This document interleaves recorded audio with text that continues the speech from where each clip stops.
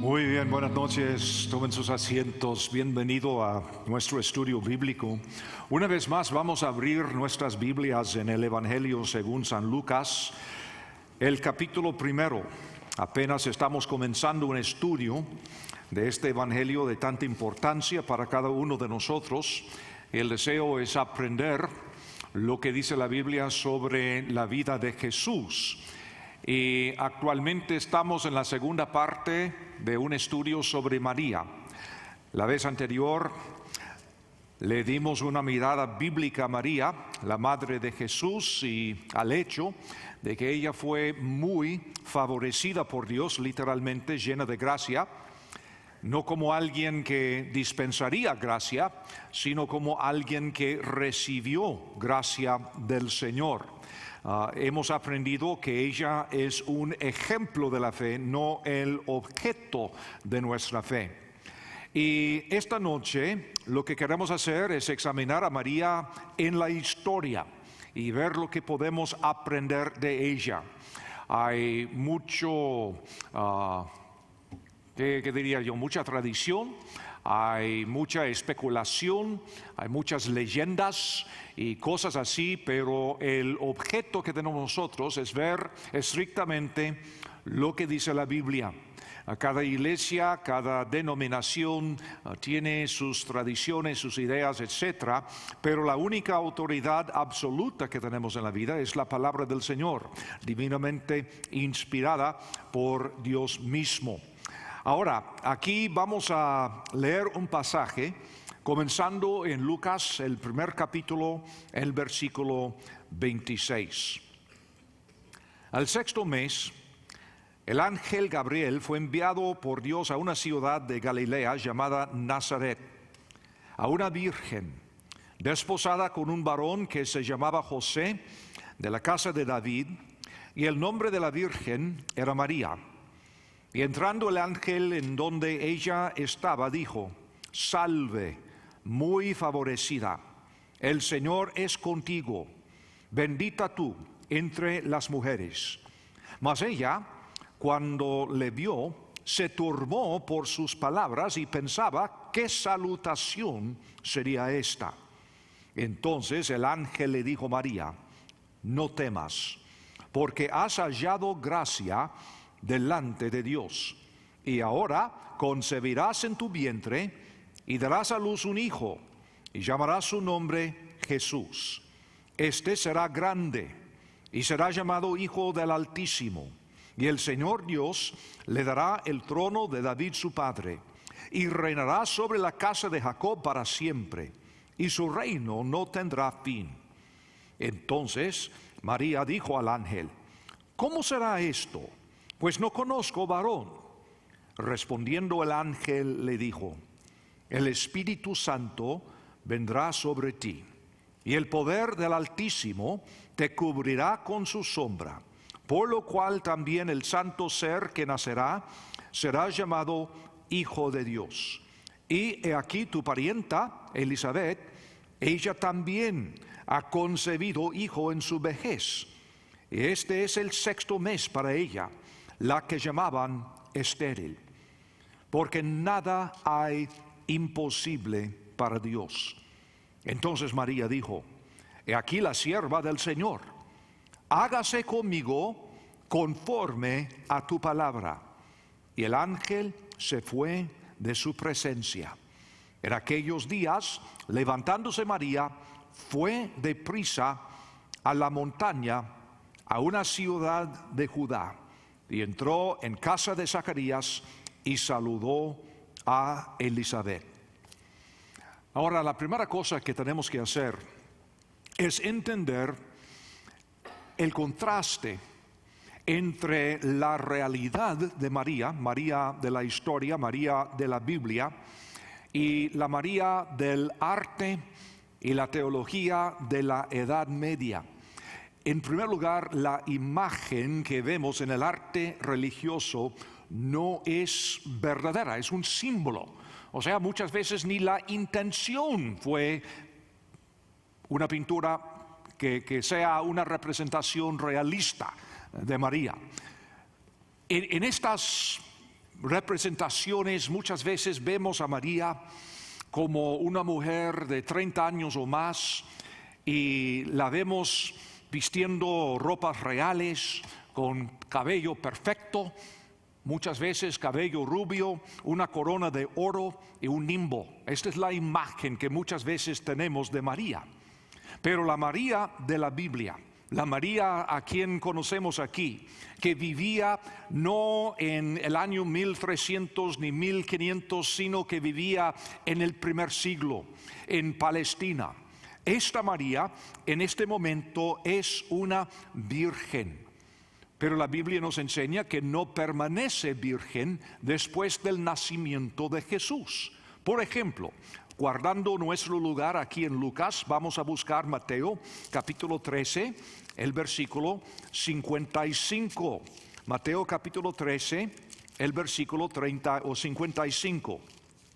13:55. Y vamos a comenzar en el versículo 53 para tener un poco de contexto. Aconteció que cuando terminó Jesús estas parábolas, se fue de allí. Y venido a su tierra, les enseñaba en la sinagoga de ellos, de tal manera que se maravillaban y decían: ¿de dónde tiene esta sabiduría y estos milagros? ¿No es este el hijo del carpintero? ¿No se llama su madre María y sus hermanos Jacobo, José, Simón y Judas? ¿No están todas sus hermanas con nosotros? ¿De dónde pues tiene todas estas cosas? Tiene medio hermanos y hermanas. Ahora, las personas de esta época, en el primer siglo, frecuentemente se casaban en los años de adolescencia. Muchos no vivían a las edades a que llegamos hoy en día. Muchos morían en los años 30, 40, 50.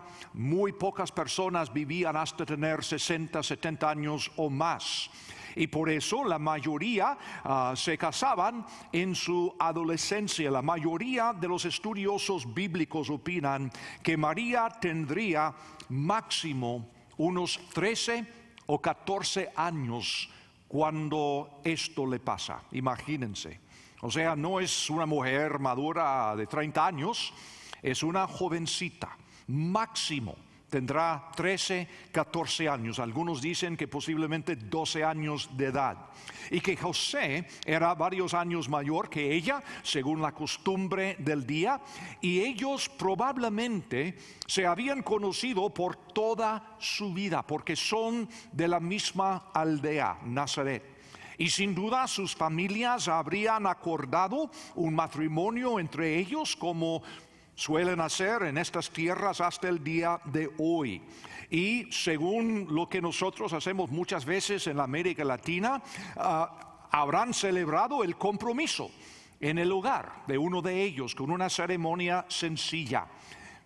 Precisamente lo que nosotros muchas veces hemos visto.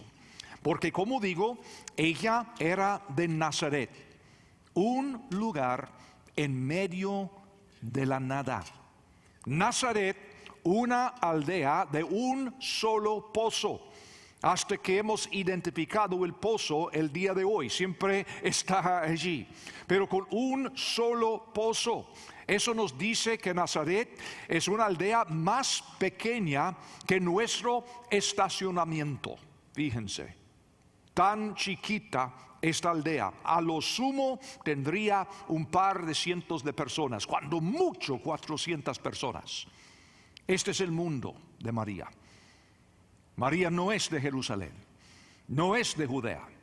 María era de Nazaret y todos los habitantes de Nazaret son pobres.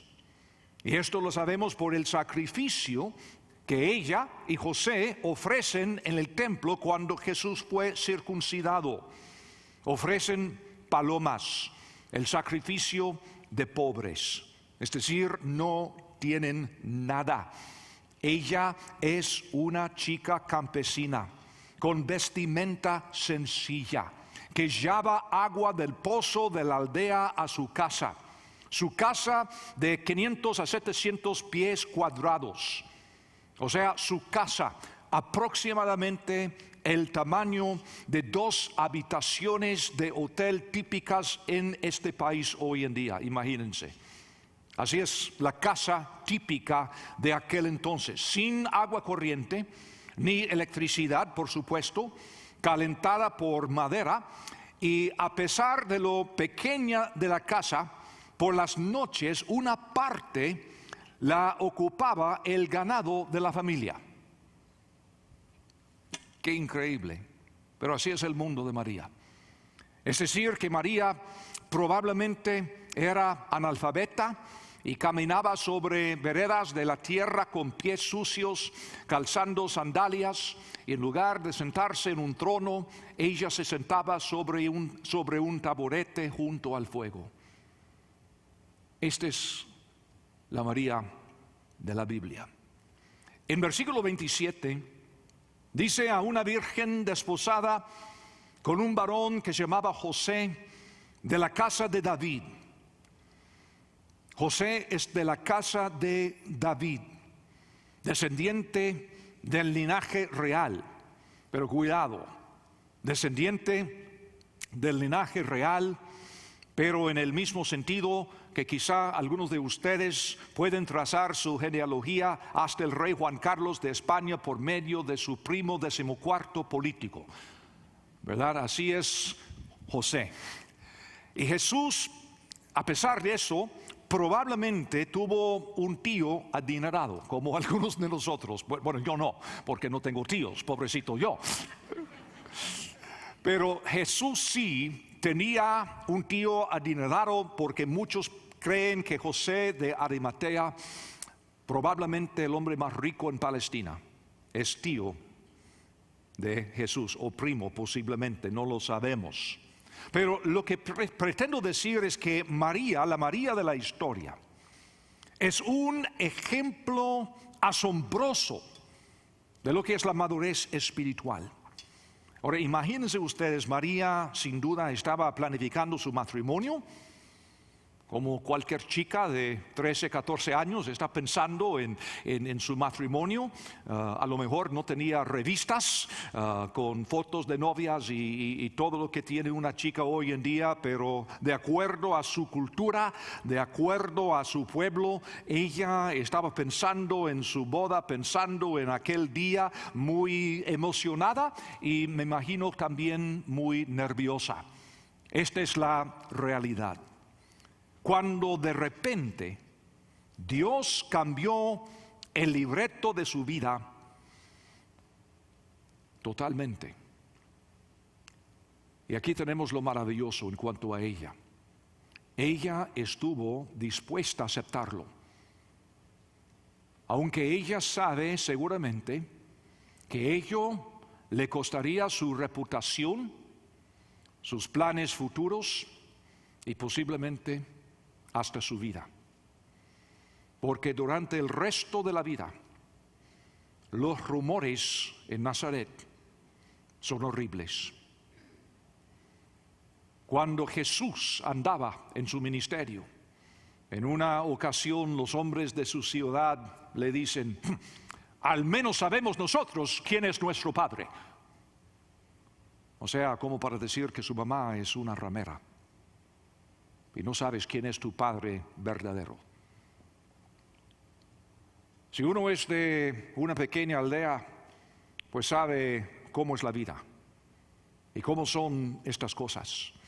Todo el mundo sabe todo y todos se conocen entre sí. Este es el mundo de María. Pero ¿qué cosa? Ella no idolatra el matrimonio, ni su identidad personal, ni su comodidad, ni tampoco su seguridad, sino que ella está dispuesta a entregarle todo a Dios. Hay muchas personas hoy en día que desperdician sus vidas por fantasear.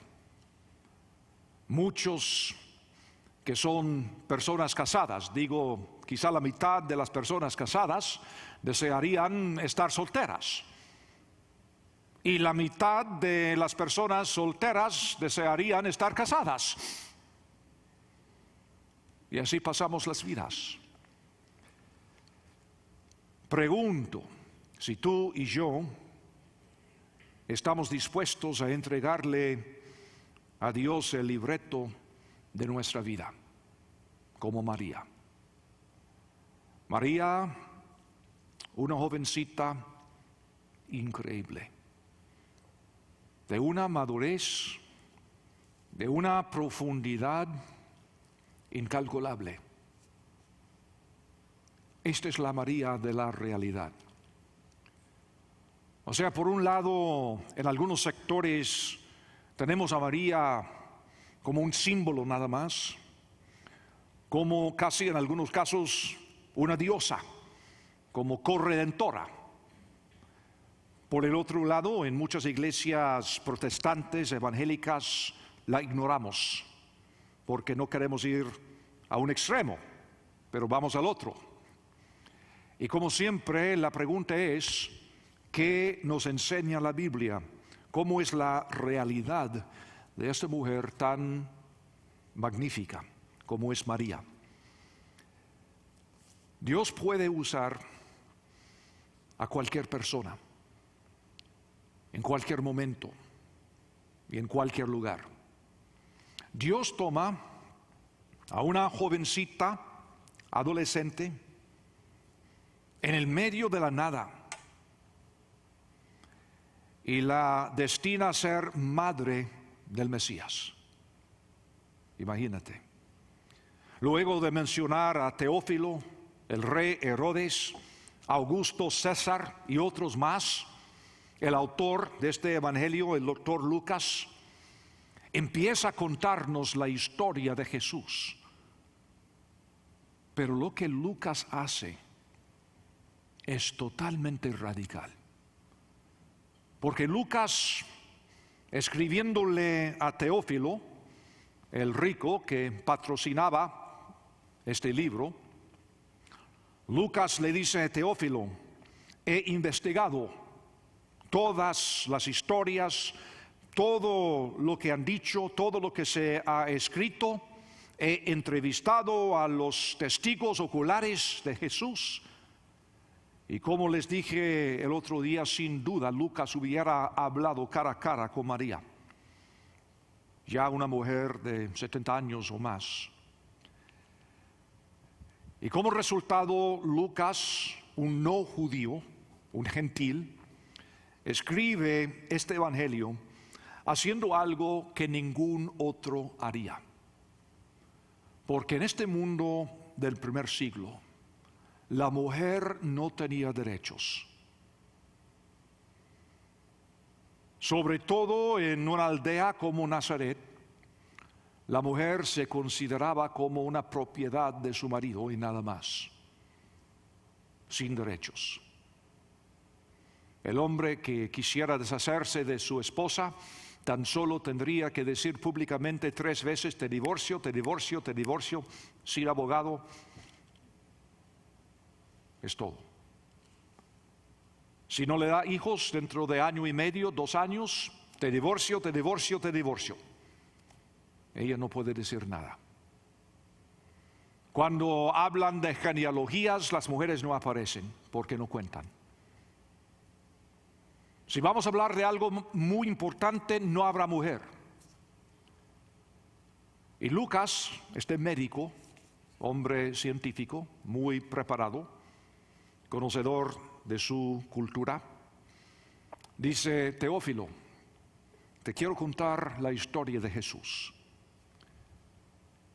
Y hasta la fecha, hasta ahora, Lucas nos ha contado la historia de 2 mujeres, Elizabeth y María. Y no tan solo 2 mujeres, sino 2 mujeres de las más bajas en la sociedad. Una mujer anciana estéril, que por milagro su marido la amaba y no la había divorciado. Por el otro lado, una jovencita, adolescente, 12, 13, 14 años, de una pequeña aldea, un lugar de ninguna importancia. Y Lucas dice, ahora te voy a contar la historia de Jesús. De inmediato, uno puede percibir que esta historia es como ninguna. Es único lo que Lucas va a decir. Es un milagro. La historia de dos mujeres desconocidas de lugares sin importancia. Y Dios va a cambiar el mundo con estas dos mujeres. Qué tremendo. ¿Qué puedo hacer yo? Yo no soy pastor, no tengo estudios, no soy misionero, no soy diácono, no soy nada. Contigo Dios puede cambiar el mundo. Así comienza la historia de Jesús. No hay excusas. Dios va a cambiar el mundo con dos mujeres desconocidas de lugares sin importancia. Este intento de comprender a la María verdadera, la María de la historia, por favor, en ninguna manera busca restarle nada a su grandeza. Por el contrario, es una ilustración hermosa, preciosa, de cómo Dios usa personas reales, tales como tú y como yo, para cambiar el mundo. Dios puede usarte a ti para marcar una diferencia en las vidas, en la vida de otros, la vida de los demás. Aquí tan solo en nuestra iglesia, en la liga juvenil de béisbol, de fútbol, Sky Kids, trabajando con los niños chiquitos, trabajando con los estudiantes, trabajando la música, audio, lo que fuera, la televisión. Cualquiera puede cambiar el mundo en alguna forma. Cualquiera. Ahora, vale decir otra cosa hablando de María y el mundo en que vivía. Hablamos de cómo es que María es una jovencita, 13, 14 años quizá. Y esto para muchos de nosotros es difícil de entender. Pero tenemos que entender que la adolescencia, como se ve hoy en día, es un invento social. Y específicamente, la adolescencia es una creación de la cultura occidental. Hasta hace muy poco en la historia humana, lo que hoy se conoce como adolescentes no existía. Claro que todos pasaron por 13, 14, 15 años de edad, pero este concepto de ser adolescente y pertenezco a otro mundo aparte, el mundo de los jóvenes, eso es lo que no existía. No había mundo de jóvenes, había niños y adultos, punto.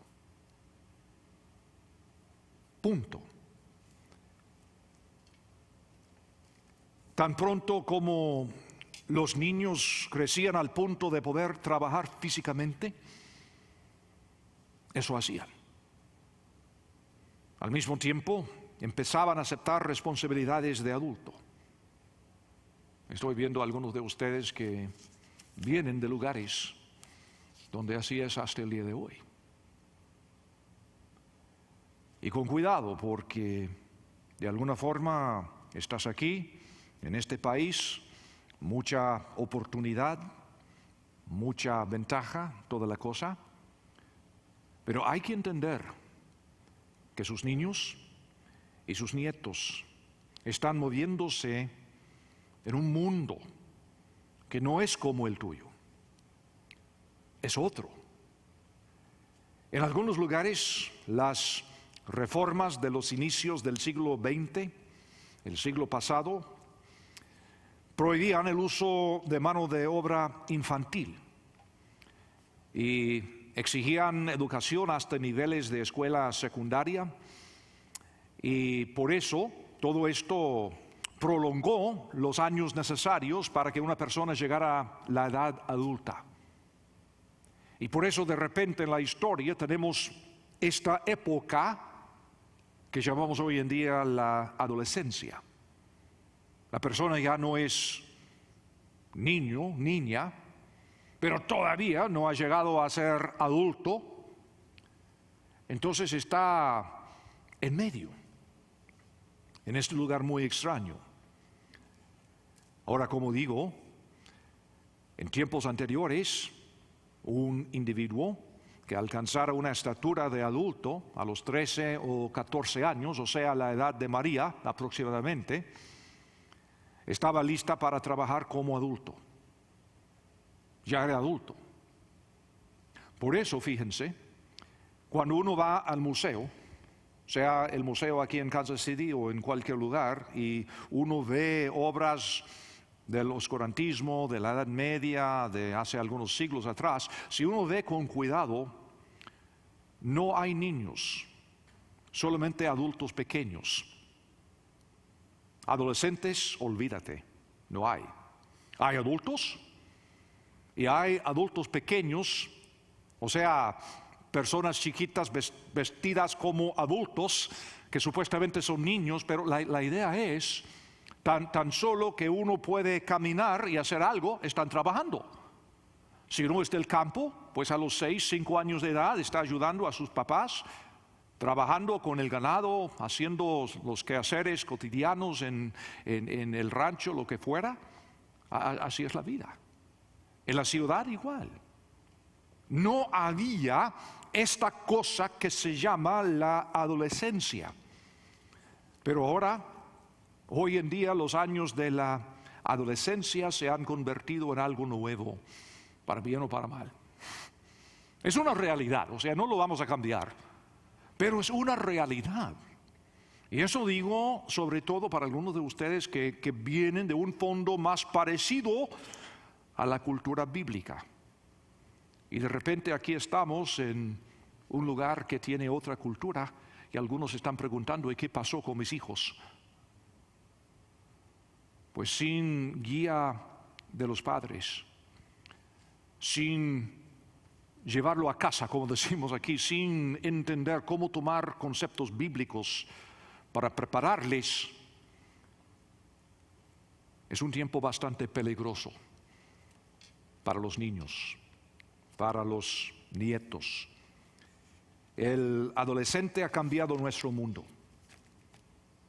Y ahora es algo que se ve en muchos lugares. Yo no soy tan viejo, pero he visto tantos cambios en la América Latina en mi vida. Cambios drásticos en cuanto a la cultura. Hoy en día, sobre todo en las ciudades grandes de Centroamérica, México, Sudamérica, los adolescentes viven más como los adolescentes acá. Y ahora, gracias a los medios sociales, Facebook, Twitter, todo esto, tus hijos tienen amigos por todo el mundo. Y francamente tienen mucho más en común por ser jóvenes que tienen con sus padres o con su propia cultura. El mundo es otro. Y ha sucedido así nomás. Así que tenemos que entenderlo. Y por eso digo que podemos aprender algo importante del ejemplo de María, como vamos a ver. Hoy en día, todos los niños, sin importar su estado económico, sus méritos, están anticipando pasar por una época de vigor e independencia. En muchos casos es algo subversivo. ¿Por qué un adolescente que está disfrutando de su libertad debiera someterse a la autoridad de los adultos? ¿Para qué? Y lo que ha evolucionado de ello es la idea de que está bien ser inmaduro, irresponsable, rebelde, emborracharse, ser promiscuo, que es una fase normal de la vida. Ese es el mundo de hoy. Pero hermanos, esto solo sucede si nosotros, los padres, lo permitimos, francamente. O si los jóvenes lo desean, porque también tienen su libre albedrío. En muchas culturas hasta el día de hoy, personas de la edad de María trabajan a tiempo completo, con responsabilidades de adultos todavía. La adolescencia no solo es una cuestión hormonal, es una cuestión cultural. Y quizá más importante es lo que escojamos que sea, porque este es el derecho que tenemos. Honestamente, toda la vida tendremos que luchar con las hormonas. Tarde o temprano tenemos que madurar y decir, soy adulto, voy a aceptar responsabilidad, voy a rendir cuentas. Cada mañana me voy a levantar a tal hora, voy al trabajo, voy a trabajar duro y voy a ser adulto. Tenemos esta oportunidad. O podemos pasar por toda la vida haciendo excusas y culpándole a medio mundo, porque no me va bien a mí. Ahora, ¿cómo controlar a su adolescente? Pues yo creo que, muy complicado por supuesto, pero al menos tenemos aquí un buen ejemplo de María y de José también. A propósito, vamos a hablar de José más después. Pero en el caso de María tenemos un ejemplo de madurez espiritual, pero algo profundo. Aquí tenemos un ejemplo de una jovencita que permitió que Dios vertiera su poder sobre ella y ella estaba dispuesta a dejar todo lo demás a un lado para aceptar lo que Dios tenía para ella. A los 14 años de edad, fíjense, se puede.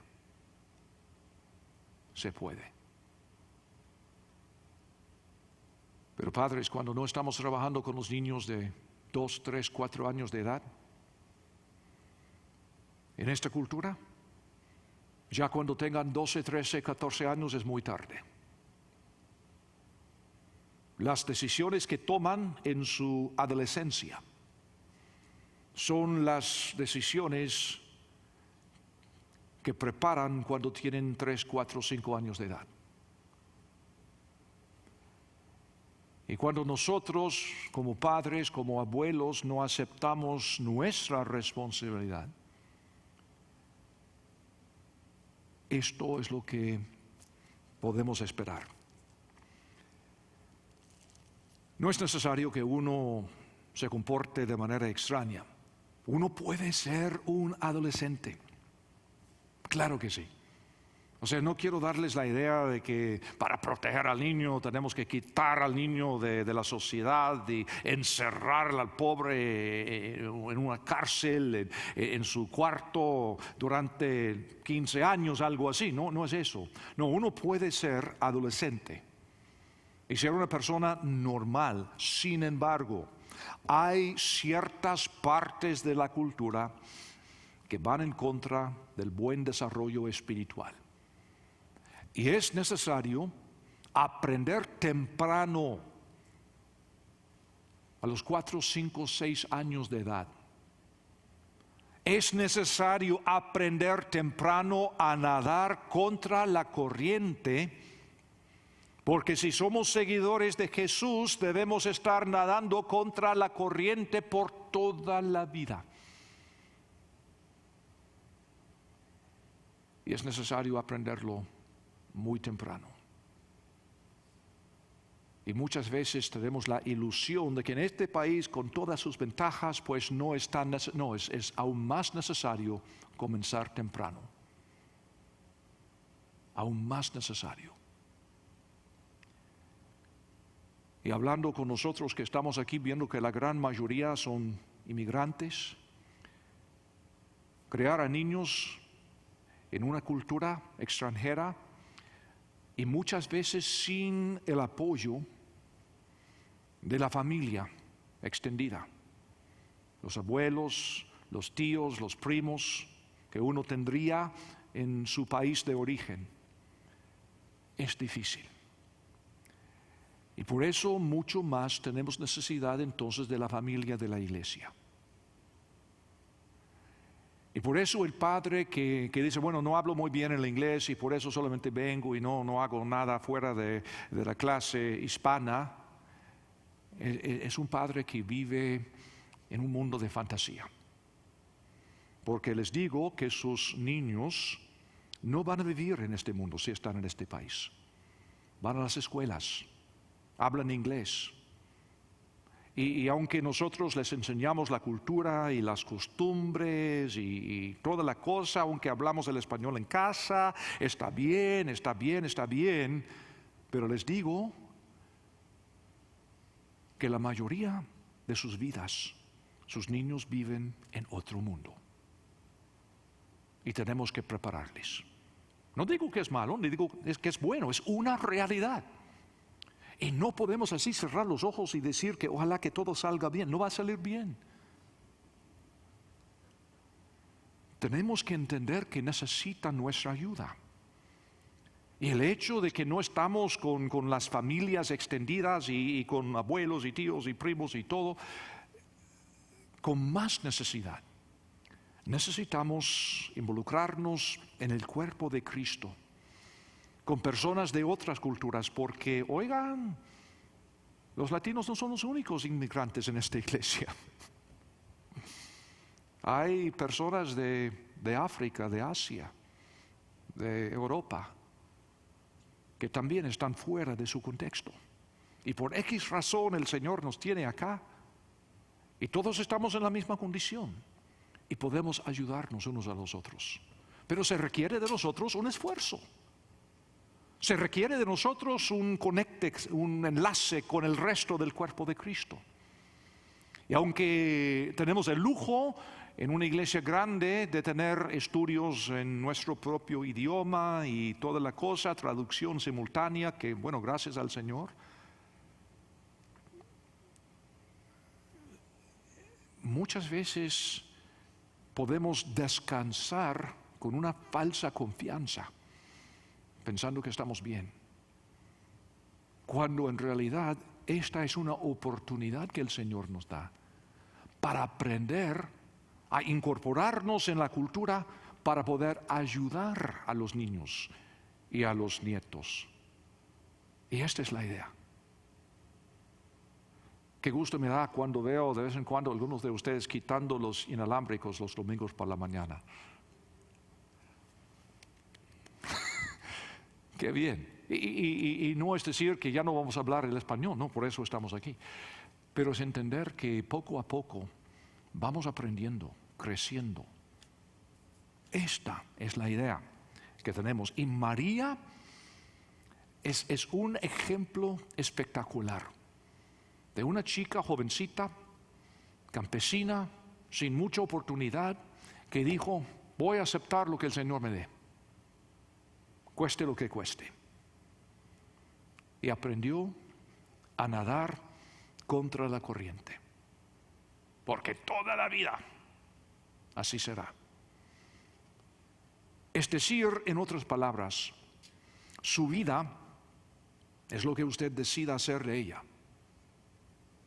Los adolescentes pueden ser tan responsables y tan espirituales como los adultos. Nadie puede quitarte tu adolescencia. Y si no tuviste una adolescencia en la cual hiciste locuras, no te has perdido de nada, te lo aseguro. Este concepto, como digo, es un invento reciente de la cultura occidental. Entonces, padres, tengan cuidado con fijar edades como demarcadores de madurez, como decir cosas, bueno, cuando tengas 18 años, entonces, pero ¿y qué si llega el joven a los 18 años y todavía no tiene madurez? ¿Qué vas a decir entonces? No, hasta los 20, no, hasta los 25. Mejor enseñarles qué es la madurez. Y en vez de hablar de años y de marcadores, hablar de lo que es la madurez, cómo se ve en la realidad. Y establecer esto como metas. Cuando tú tengas la madurez para hacer esto, para hacer el otro, para entender, para discernir, etc. La madurez no tanto tiene que ver con la edad cronológica.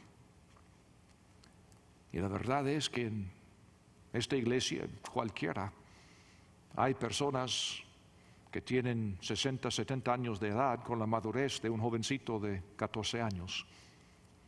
No han crecido.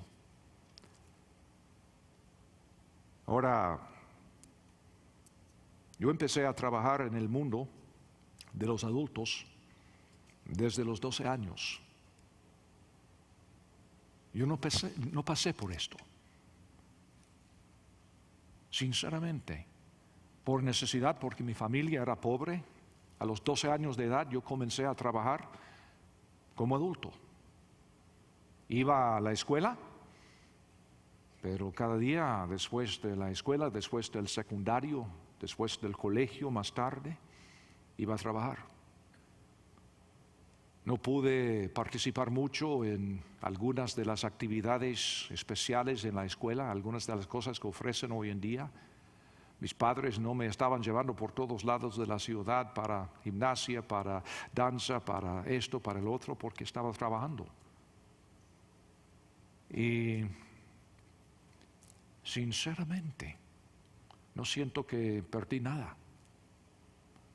Al contrario, siento que pude aprender un poco la responsabilidad adulta, aún de jovencito. Los adolescentes y los adultos creados a la imagen de Dios tienen la capacidad de crear y escoger. Y esto es así por toda la vida. Y lo que digo, María recibió gracia de Dios. Y ella puede decir que sí o que no, como cualquiera. Y esta chica de 13, 14, 15 años máximo tomó una decisión de adulto. No, yo voy a someterme a la voluntad de Dios. Ella lo hizo. Y nosotros, hermanos míos, nosotros también tenemos la misma capacidad. Padres, que la historia de María les exhorte a no aceptar ciegamente este concepto occidental llamado adolescencia. Crían a sus hijos en disciplina y amonestación del Señor, como la Biblia nos enseña. O como decimos aquí, llévenlo a casa. Y mujeres, tanto que se puede aprender de la historia de María, a ser siervas de Dios. Ella tenía sus propios planes, tenía su emoción de boda y todo lo que había esperado. Pero todo esto lo dejó a un lado para dar a luz un niño y criarlo. Ella pasó por alto todos los años de andar por allí coqueteando, teniendo enamorados, siendo promiscua, para tener un hijo y ser responsable. 2 de sus hijos, o sea, si no fuera lo suficiente, dar a luz al Mesías, 2 de sus hijos escribieron libros de la Biblia. Fíjense. Qué increíble. Qué mujer. María, siendo jovencita, adolescente, demuestra más responsabilidad que muchas que están aquí hoy con 20 o 30 años de edad, o 40 o 50 o más. Y hombres, hablamos sobre cómo las mujeres usualmente maduran más rápidamente que los hombres, pero de igual manera, guiados por la verdad bíblica, nosotros también podemos aprender a desarrollarnos hasta la madurez, aún desde los años de la adolescencia. Y así empezar la vida con ventajas. Y todos nosotros, Dios nos da la gracia y el poder de salir adelante. Pero es necesario que tomemos la decisión de qué haremos con nuestra vida. ¿Qué haremos? ¿Vamos a quedar con nuestro plan y pedirle ayuda a Dios para realizar mi sueño? O mejor vamos a decir como dijo María: hágase conmigo conforme a tu palabra. Qué tremendo. Hágase conmigo conforme a tu palabra. Esta es la actitud de madurez. Y así es María. Una mujer fabulosa, digna de ver su ejemplo y aprender y seguir en este patrón, en este modelo. María, una mujer sumamente especial. Padre Santo,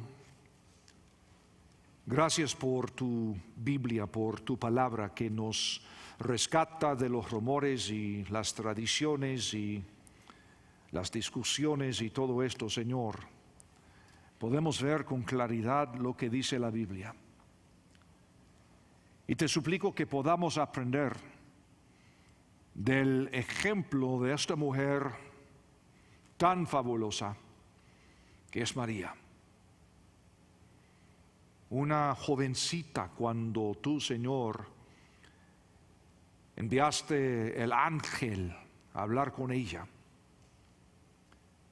y ver cómo es ella, aún en una edad tan tierna, tuvo la madurez y la fe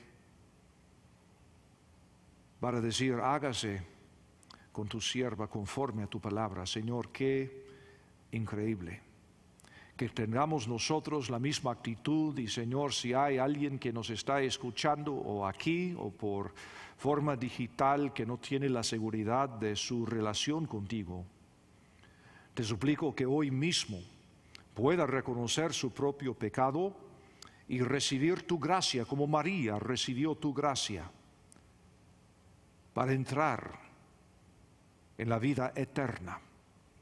Gracias, Padre, por el libre albedrío que nos das para tomar decisiones responsables y bíblicas.